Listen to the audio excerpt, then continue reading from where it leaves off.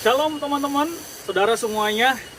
Bersyukur ketemu lagi dengan saya, Pastor Rudy Sianturi. Teman-teman, saya lagi ada dalam satu pemandangan yang menurut saya indah dan bagus. Tapi untuk ke tempat sana itu sangat melelahkan, sangat menguras tenaga. Tapi kalau kita pergi ke sana ada sesuatu yang keren, sesuatu yang luar biasa. Kelelahan, keletihan tidak akan mendustai karena apa yang akan kita temukan di sana.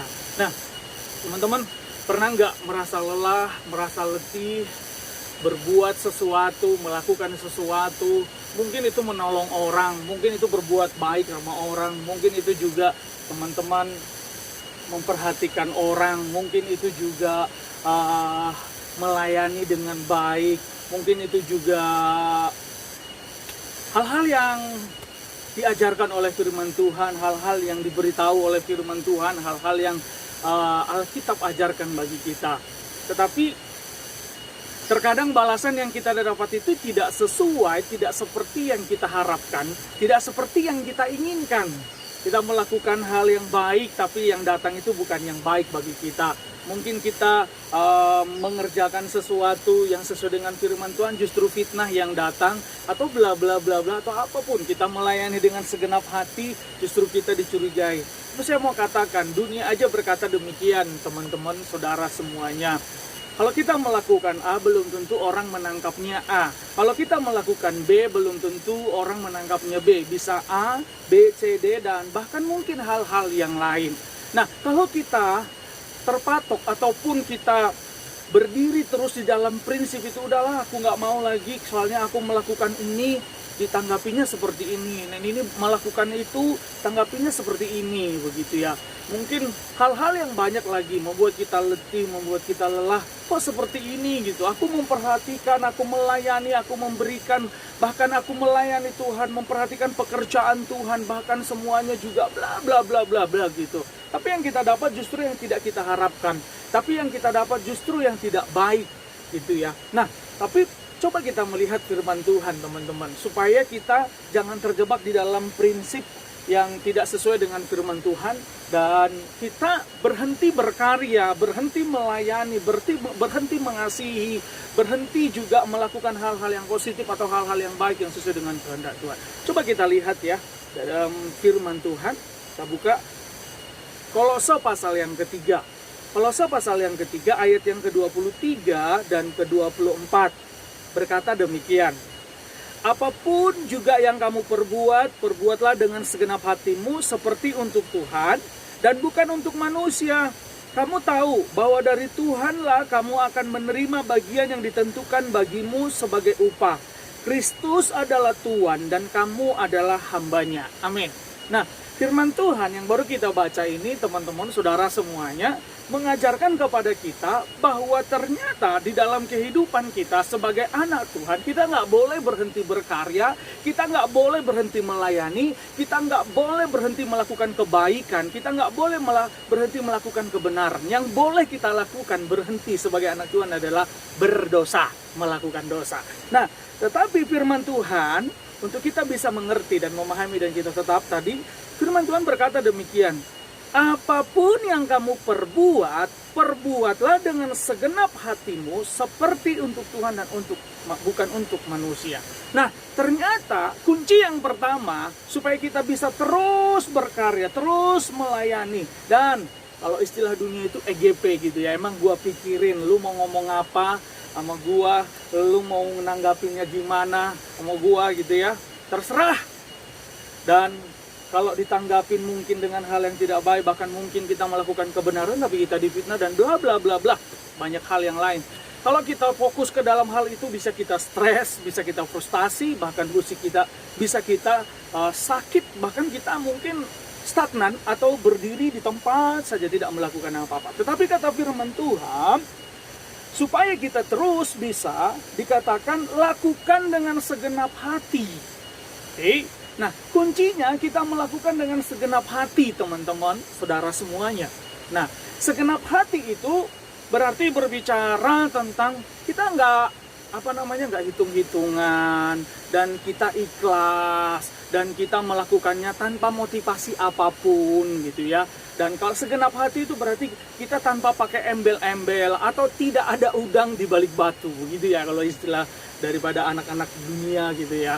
Nah, jadi artinya teman-teman, saudara semuanya, lakukan dengan segenap hati. Jadi tidak ada motivasi lain, tidak ada embel-embel lain, tidak ada udang di balik batu, dan tidak ada mungkin kita anak-anak muda melakukan segala sesuatu, mungkin kita melayani di gereja karena kita lihat mungkin ada orang-orang atau di antara gereja itu anak-anak muda itu ada yang cakep atau ada yang cantik begitu ya, atau ada yang kita sukai, atau mungkin gitu ya, para pemimpin-pemimpin yang di situ kita lagi menyukainya atau apapun begitu ya. Terus kemudian kita mungkin mau cari-cari perhatian, atau mungkin pelarian kita karena kita nggak punya komunitas, atau mungkin apalagi ya, banyak hal yang mungkin kita melakukannya bukan dengan segenap hati. Nah, dalam hal itu coba kita cek. Nah, kalau kita melakukan segenap hati berarti begini, kita mau dilihat orang atau nggak dilihat orang, kita akan melakukannya terus. Dan kita mau disakiti atau tidak disakiti, kita akan melakukannya terus. Dan tidak ada embel-embel ataupun motivasi lain. Itu artinya dengan segenap hati. Dan tidak ada prinsip apa yang akan kudapat kalau aku melakukan ini. Enggak. Tapi kita melakukannya ya kita dengan segenap hati, kita melakukan ikhlas, tulus, dan tidak ada di sana untung rugi.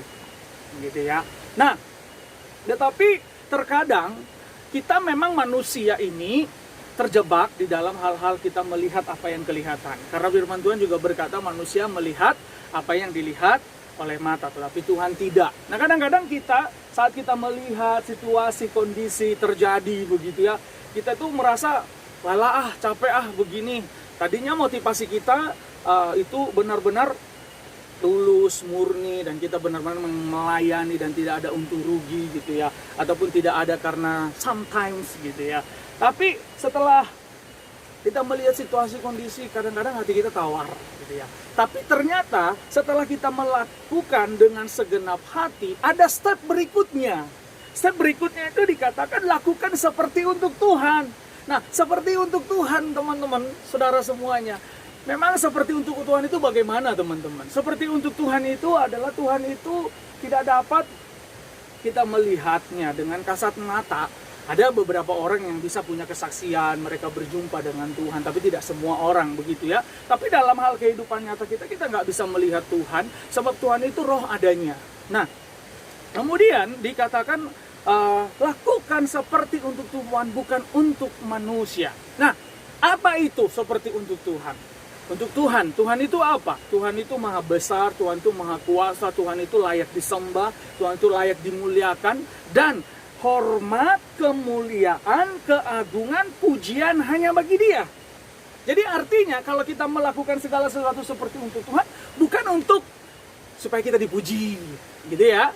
Kemudian supaya kita dikenal orang. Kemudian apalagi? Supaya kita dapat penghargaan dari orang, supaya kita dapat kemuliaan dari orang. Oh, kamu hebat, kamu keren, kamu ini. Enggak. Tapi dikatakan seperti untuk Tuhan. Tuhan itu adalah Raja di atas segala raja, yang maha kuasa, yang bertanggung jawab, bahkan yang layak terima pujian, yang layak terima hormat, yang layak terima syukur, bahkan kemuliaan, hormat, kemuliaan hanya bagi Dia.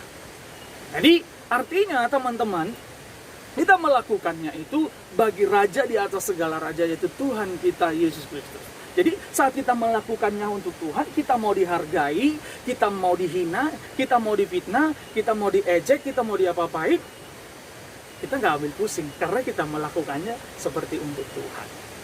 Oke? Seperti untuk Tuhan.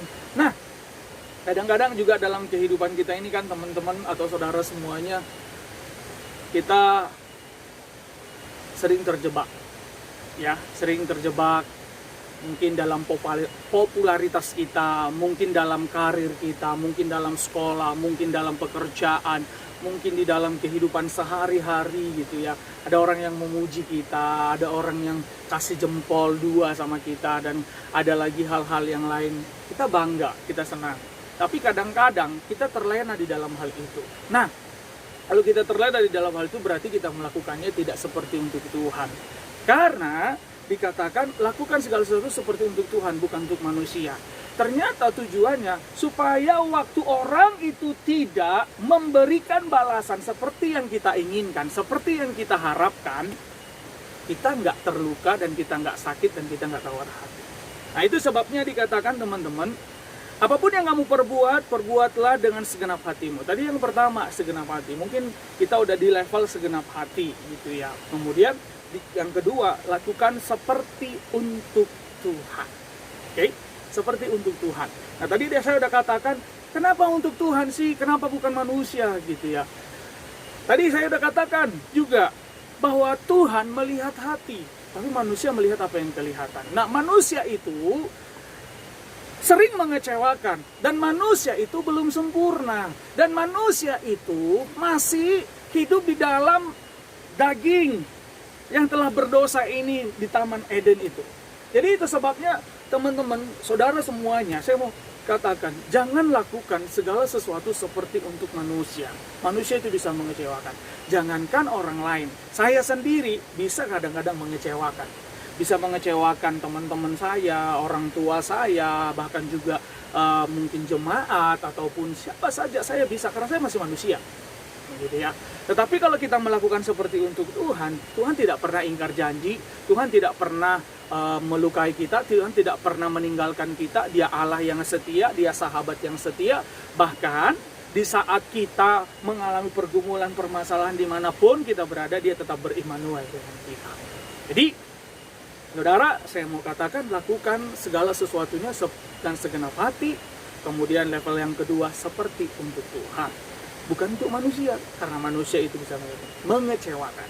Nah selanjutnya, kenapa untuk Tuhan dikatakan, kamu tahu bahwa dari Tuhanlah kamu akan menerima bagian yang ditentukan bagimu sebagai upah.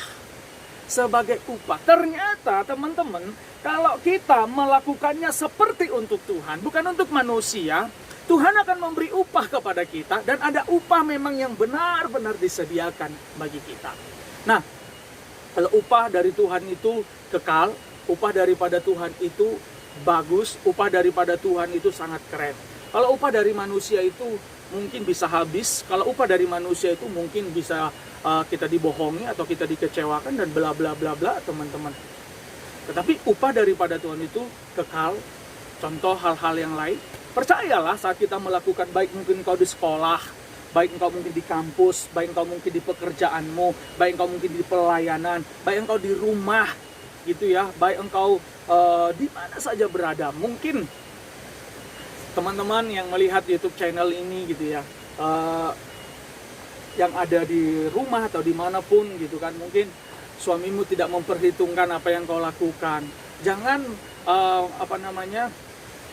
memperhitungkan dengan kepribadianmu atau dengan cara pandangmu, tetapi perhitungkanlah itu hanya untuk Tuhan, dan Tuhan yang akan membalas. Mungkin juga suami terhadap istri, mungkin orang tua terhadap anak, atau anak terhadap orang tua, atau sesama teman-teman di kampus, teman-teman di sekolah, atau teman-teman di pelayanan, atau dimanapun komunitas-komunitas kita.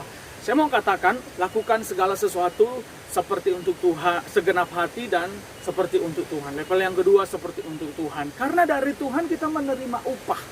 Ada banyak upah yang akan Tuhan lakukan, yang Tuhan kerjakan, yang Tuhan berikan kepada kita. Saya sering sekali mengalami itu. Mungkin orang nggak tahu dan orang nggak melihat gitu ya, pelayanan apa yang saya lakukan, pelayanan apa yang saya kerjakan. Tetapi di situ saya melihat Tuhan memberi upah kepada apa yang saya kerjakan, apa yang saya lakukan, yang orang tidak mengerti dan orang yang tidak tahu. Nah, oleh karena itu teman-teman, dikatakan dari Tuhanlah kita akan terima upah. Wow, kenapa? Ada apa selain daripada Tuhan? Yalah, Tuhan Maha Kuasa, Tuhan Maha Besar. Ya kita kan pasti terima upah dari Tuhan gitu ya. Dan sebenarnya apa sih maksudnya gitu?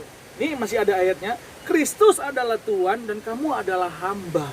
Nah, ternyata selain daripada kita melakukannya seperti untuk Tuhan, itu karena manusia mengecewakan dan hormat kemuliaan hanya bagi nama Tuhan, dan kita menerima upah itu daripada Tuhan.